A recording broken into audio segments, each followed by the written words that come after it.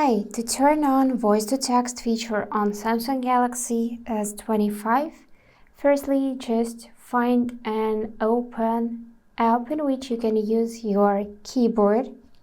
For example, let it be Samsung Messages. So I'm gonna trigger my keyboard, and now to turn on voice-to-text, just tap this microphone icon on the bottom, say something, and it will be transformed to a text. And as you can see, everything is working just fine. If something's not working, then make sure your phone is updated to the latest version, and also try to reload apps in which you're using voice inputs. The next thing you can do is to go in settings.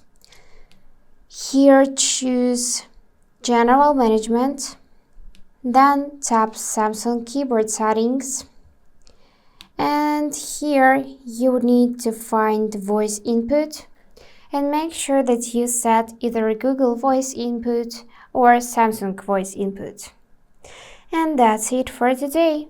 If this video was helpful, please subscribe, like and comment. And I wish you all the best. Bye bye.